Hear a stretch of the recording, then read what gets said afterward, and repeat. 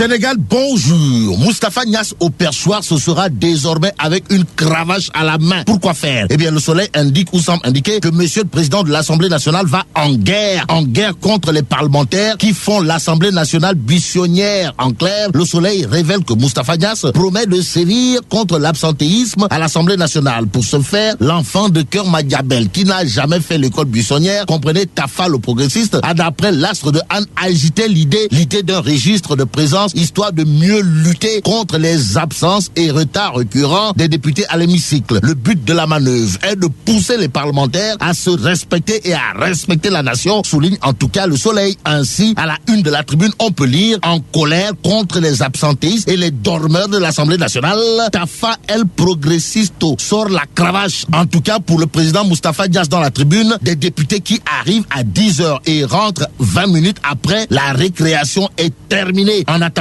El Hassan Sall, mon confrère de la tribune, souligne qu'on est passé d'un parlement des dormeurs, ronfleurs, applaudisseurs, bagarreurs à l'Assemblée buissonnière. Cependant, avec Tafa El Progressisto, ça ne passera pas. Si on en croit Biriba le bêtise de la tribune, l'As quotidien pour sa part semble dire Alhamdoulilah ou encore Alléluia à Tafa El Progressisto. Pourquoi? Eh bien, parce que les députés méprisent l'Assemblée nationale, d'après l'As quotidien. Alors, y a-t-il des parlementaires qui prennent les enfants du bon Dieu ou les créatures du Tout-Puissant pour des canards sauvages? Tout porterait à croire que oui, d'après l'As quotidien qui parle de vote sans débat du budget du ministère de la promotion des investissements, en indiquant que moins de 50 parlementaires, moins de 50 députés ont assisté à la plénière, raison pour laquelle le président Moustapha Niasse menace de sévir et avec la manière, s'il vous plaît, contre les députés tête de l'inote, explique l'As quotidien. Enquête, le journal, toujours sur ce des parlementaires, évoque la soufflante, comprenez la piquante, de Tafa El Progressisto, de los Progressistos contre les députés qui multiplient par zéro l'Assemblée nationale. Actualité nationale, toujours avec Enquête, le journal, qui au sujet de la gestion des ordures de Dakar révèle: Khalifa Sall déclare la guerre à Macky Sall. Et là, on est passé de la guerre froide à la guerre chaude du côté de monsieur le maire de Dakar, Khalifa Sall, qui d'après Enquête jure la main sur le cœur que la mairie de Dakar va s'occuper de ses ordures. En tout cas, selon Khalifa Sall dans Enquête, le journal, c'est un décret qui a créé la CAR et la CADAC et seul un décret peut les dissoudre. Et en lisant la tribune, on peut dire sans trop se tromper que Khalifa Sall n'en a cure de Abdoulaye Diouf Sarr, qui a confié la gestion des ordures ménagères de Dakar à l'UCG. La preuve, la tribune informe que monsieur le maire de Dakar porte plainte contre Macky Sall, le cœur de lion de Marième Faye Sall, qui aurait d'autres chats à fouetter si on en croit le soleil. L'astre de Anne, à propos de la journée de l'élevage célébrée aujourd'hui, nous livre Koungheul se mobilise comme un seul homme pour accueillir